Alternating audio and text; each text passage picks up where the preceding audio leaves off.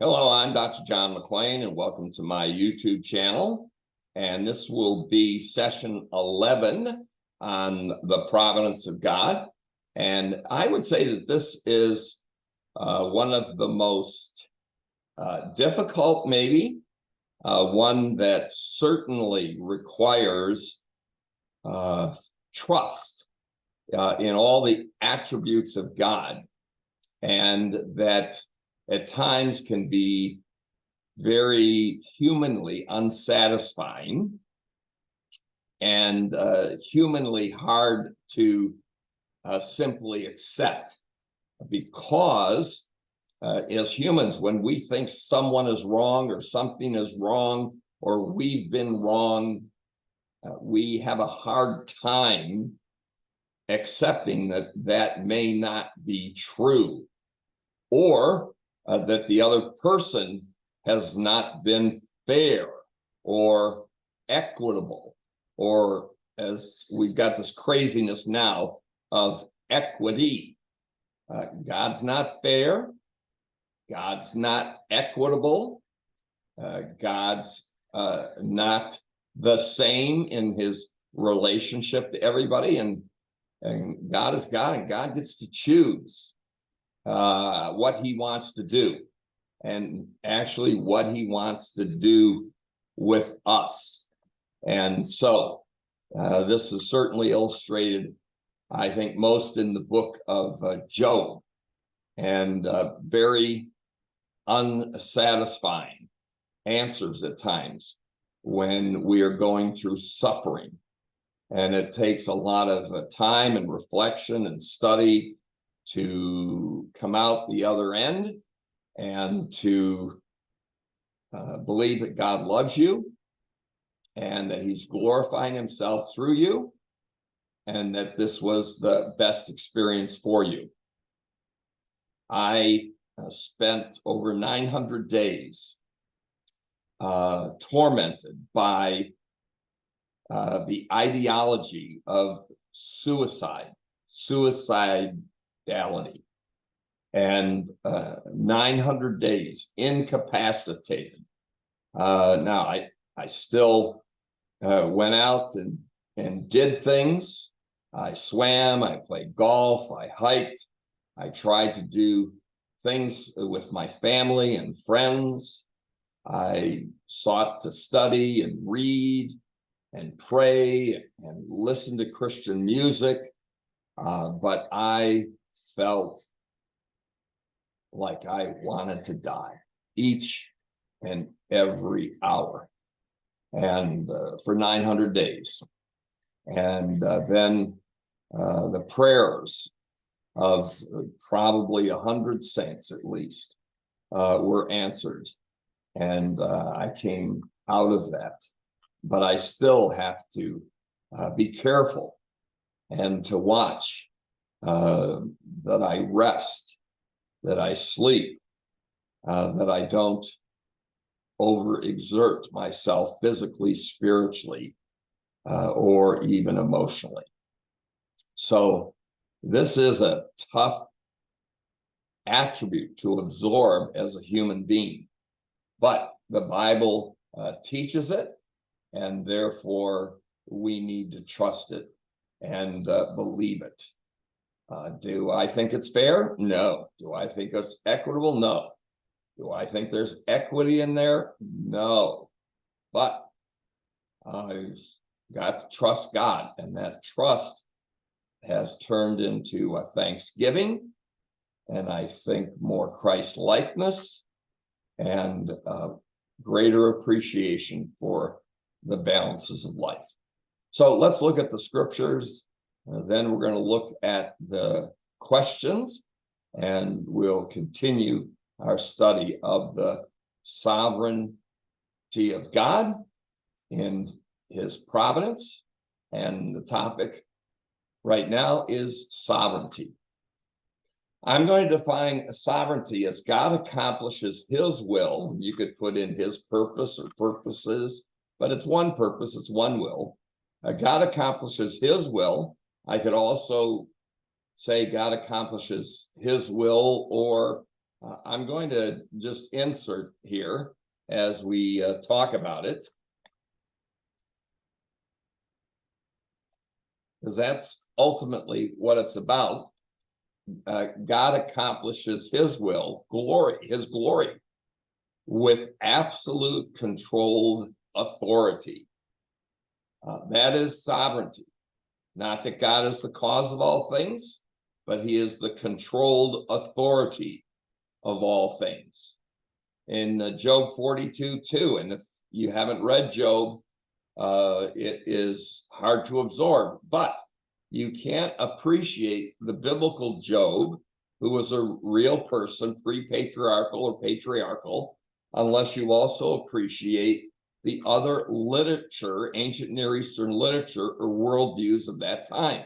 And I do have a presentation on my website about every book of the Bible, and Job included, Old Testament and New Testament, on this site that you can access and go through. And it'll help you read each book more properly and accurately, and appreciating the background. But of course, Job suffered. He was under spiritual attack. He lost his children, probably his grandchildren. He lost all of his servants. He lost his animals. He lost his wealth. He lost his health. And maybe the worst thing is, God left his wife with him, because all she would say is, Job, curse God and die. And that wasn't particularly helpful. And God left him his friends, who constantly accused him of he must be culpable of some kind of sin. When you read the other ancient Near Eastern Jobs, they're not called Jobs, but they're trying to explain why innocent people or why people suffer. It's because the gods are temperamental, because the gods are angry, because they did something wrong, because they didn't appease the gods the way they should. And it's always the fault of humanity. And Job provides a comforting outcome and a restoration. But in Job 42:2, he says of God, I know that you can do all things, and that no purpose of yours can be thwarted. Job understands, after God also goes through this litany of Job, do you know this? Do you know that? Do you know that? Things that only God knows. Genesis 45:5-8, it says, this is Joseph speaking to his brothers. Now, do not be grieved or angry with yourselves, because you sold me here into Egypt. For God sent me before you to preserve life. For the famine has been in the land these 2 years, and there are still 5 years in which there will be neither plowing nor harvesting. God sent me before you to preserve for you a remnant in the earth, and to keep you alive by a great deliverance. Now, therefore, it was not you who sent me here, but God, and he made me a father, or a consultant, a mentor, a leader to Pharaoh, and the Lord of all of his household, and ruler over all the land of Egypt.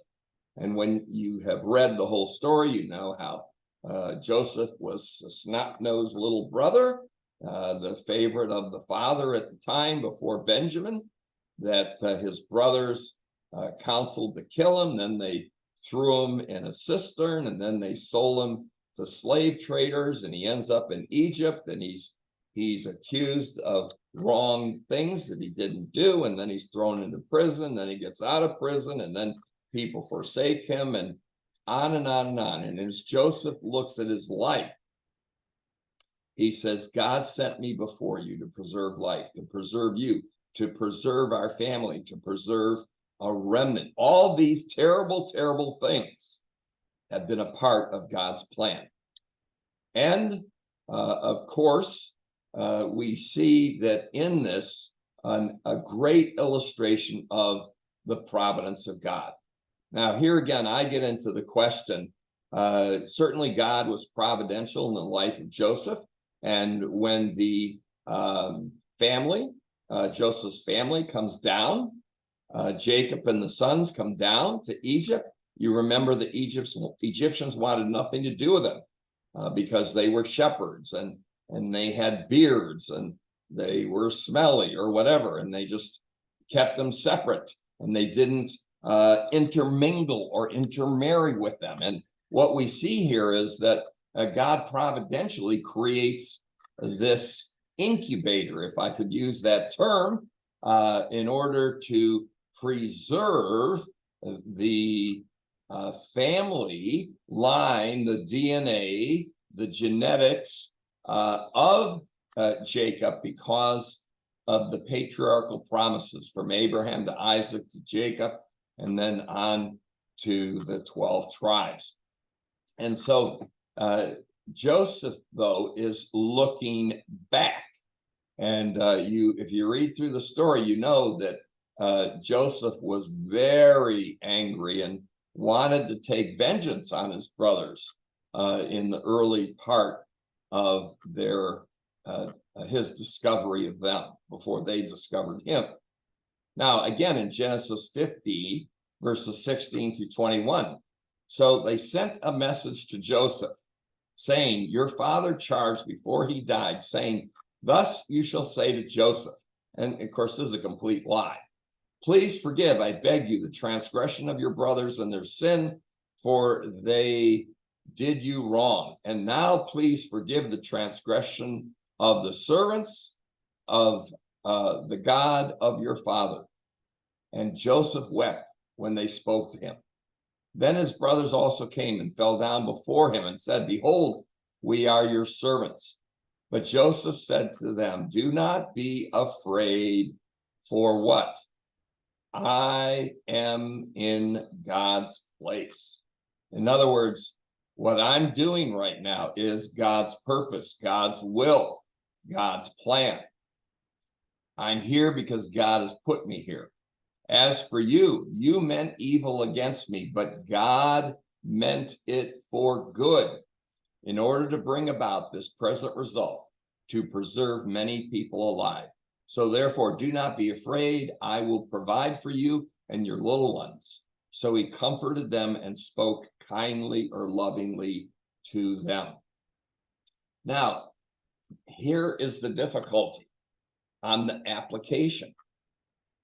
This is something that happened in Joseph's life, based upon God's promises and prophecies about Abraham and the covenant with Abraham. And out of that covenant coming the land covenant, the priest covenant, the Davidic covenant, and thank God, the new covenant in Jesus Christ, and the king covenant. But that does not necessarily mean that every evil thing in the world is a part of God's purpose plan or sovereign plan. God used evil in this sense. He purposely used the evil. But I don't know that I'm at the point where I can say that God uses all evil for his glory, but not all evil is purposed by God. But in the life of his covenant people versus non-covenant people, and for us today, that would be for those of us who are a part of the new covenant, the death, burial, and resurrection of Jesus Christ. I think we can take a principle from this, but I don't think that we can look at every evil event in our world and say, well, that's part of God's purposed covenant action or plan. God uses evil, but here we have God using a purposed evil, taking the evil of humanity and turning it into his glory. Deuteronomy 32, verses 39. It says, see now that I am he, and there is no God beside me. It is I who put to death and give life. I have wounded, and it is I who heal, and there is no one who can deliver from my hand. God rewards, God judges, God inflicts judgment, he relieves judgment. He wounds and he heals. And what God has determined to do sovereignly, he will do. But I don't think we can draw the conclusion because of all the tensions of other things, and we're going to look at these, that God causes all things. Joshua 2:11. When we heard it, our hearts melted, and no courage remained in any man any longer because of you. For the Lord your God, he is God in heaven above and on earth beneath. The non-believer, the non-Israelite, comes to the recognition, and the Israelite, hopefully, that the God in heaven above and earth is the one who rules. The psalmist, Psalms 103:19, the Lord has established his throne in the heavens, and his sovereignty rules over all. One of the few times that we have a word in the Bible, a Hebrew word, that really sovereignty fits in very well as a translation. Psalms 135:6, whatever the Lord pleases, he does it. In heaven and in earth, in the seas and all the deeps. And of course, here again, these are these merisms from A to Z, from the Alpha to the Omega, from the highest to the deepest. Proverbs 16:1 says, the plans of the heart belong to man, but the answer of the tongue is from the Lord. All the ways of a man are clean in his own sight. Yes, but the Lord weighs the motives, the intentions. So what do you have to do? Commit your work to the Lord, and your plans will be established.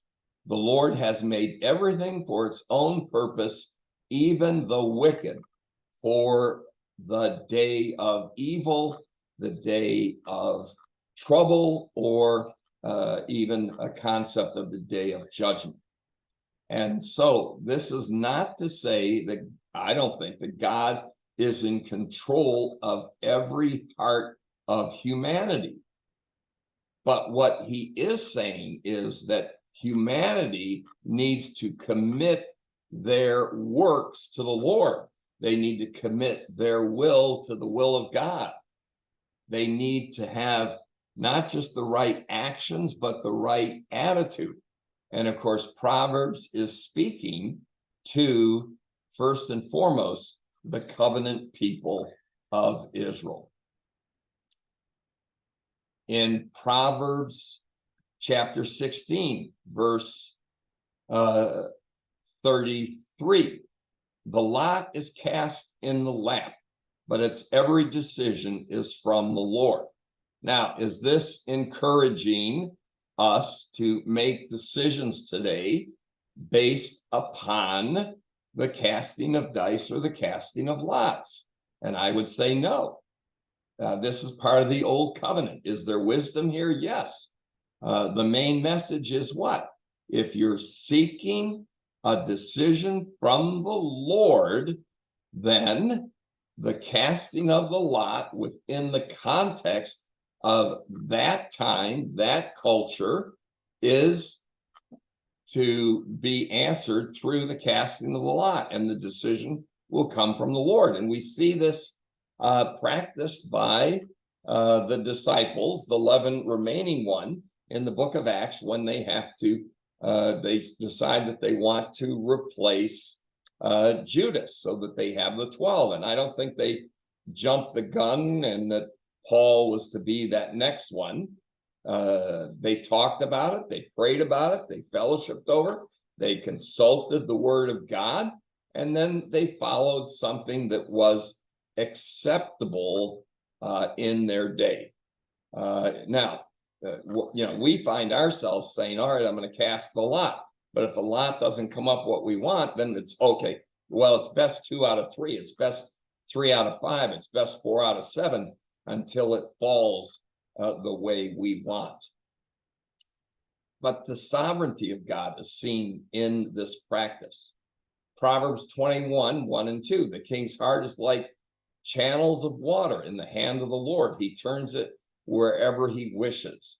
And I don't think that this applies to every single ruler, that God forces or causes every ruler or governor. It is certainly within the context of the kingdom of Israel and within the context of the anointed one. And if the king will seek God's will, then God will guide and direct him wherever he wishes. I think we have to be careful, or at least very thoughtful about if we try to say that this means that every single human being's actions are God's wishes and desire. That's just so clearly from Scripture not true. Ecclesiastes 3:14. I know that everything God does will remain forever. There is nothing to add to it. There is nothing to take away from it. For God has so worked that men should fear him. The main emphasis here is that God works out his eternal purpose. He has an eternal purpose, and that eternal purpose is going to be fulfilled. It's going to remain forever. And it's there is the necessity of to fear God in a loving, holy way, so that it produces a kind of respect and a kind of glorification of him. And don't take Ecclesiastes 3 out of context until you have completed Ecclesiastes 11 and 12, where the book as a whole teaches, live your life, enjoy your life, choose good things that you want to do, but make all of your choices in light of this, that you're going to stand before God and give accountability. And so this is one of the things we need to be very careful of, and that is taking a phrase, a verse, or something out of the context of the greater context of the book. Isaiah 43:13, even from eternity I am he, and there is none who can deliver out of my hand. I act, and who can reverse it? The answer is absolutely no one. Here's a good example of Isaiah 45, prophesying about Cyrus. Cyrus, who doesn't even exist yet. Cyrus, who is going to be a pagan king to come into existence in the future. But he is named Cyrus, who is very probably a pagan non-believer, but he's going to be God's anointed, one that God uses. Thus says the Lord to Cyrus, his anointed, whom I have taken by the right hand to subdue the nations before him, and to loose the loins of kings, to open doors before him, so that gates will not be shut. I will go before you and make the rough places smooth. I will shatter the doors of bronze and cut through their iron bars. I will give you the treasures of darkness and hidden wealth of secret places, so that you may know that it is I, the Lord, the God of Israel, who calls you by your name. For the sake of Jacob, my servant. You see, it's going back to that covenant framework of Abraham and Isaac and Jacob, referencing the 12 tribes, and Israel, my chosen one. I have also called you by your name. Meaning I own you. I have sovereignty over you. I have given you a title of honor, though you have not known me. I am the Lord, and there's no other besides me. There is no God. I will gird you, though you have not known me, that men may know from the rising to the setting of the sun that there is no one besides me. I am the Lord, and there is no other, the one forming light and creating darkness, causing well-being and causing calamity. Calamity has the root idea of evil times, not sinful times necessarily, but chaotic times. I am the Lord who does all these things. So God creates calamity. He creates judgment. He creates evil, not in the sense of sinful evil, but chaotic times of judgment. And this certainly affirms the sovereignty of God.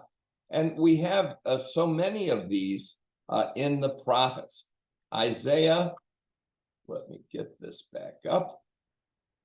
Isaiah 46, 10, 11, declaring the end from the beginning and from the ancient times, things which have not been done, saying, my purpose will be established and I will accomplish all my good pleasure. Whew, doesn't that sound a little selfish?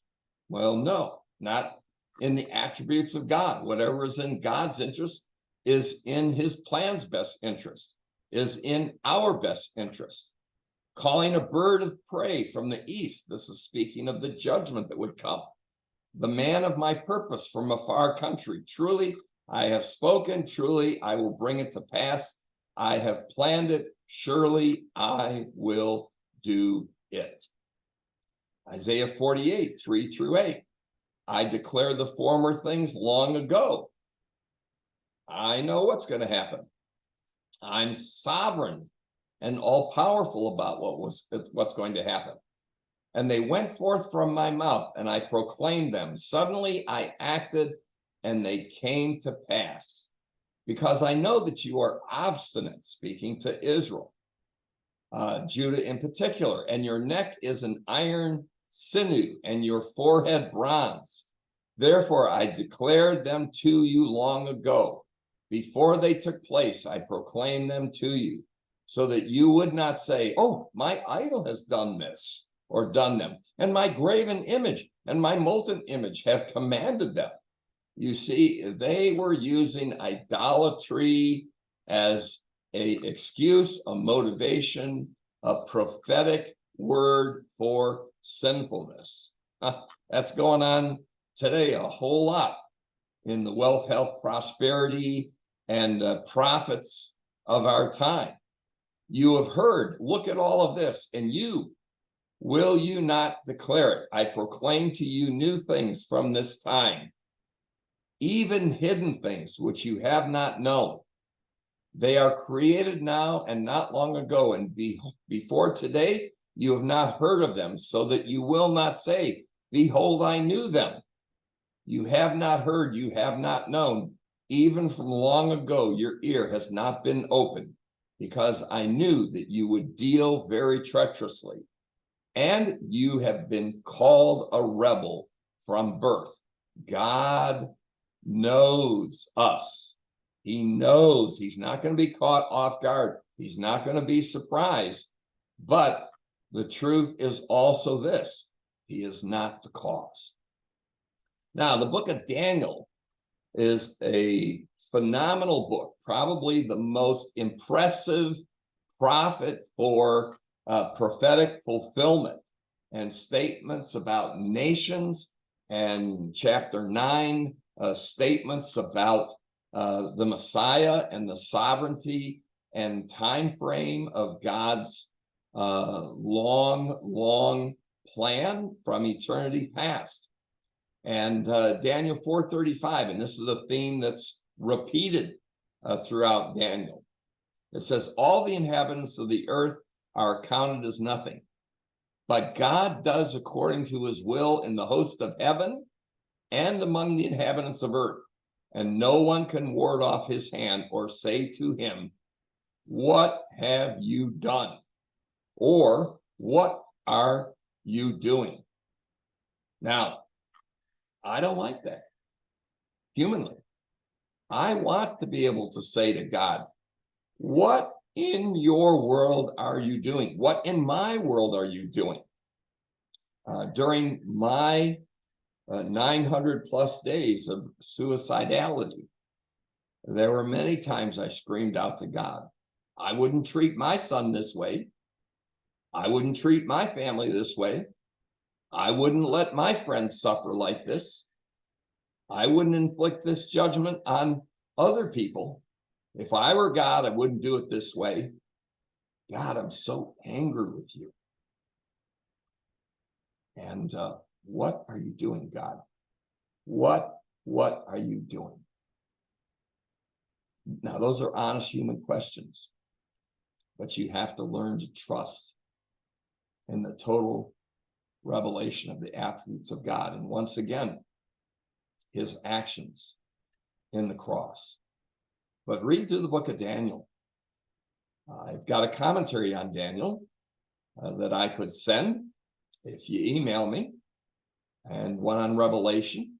And there's many things, again, on my site that could provide help and comfort through these difficult times. But this is hard to absorb as a human being when you're suffering.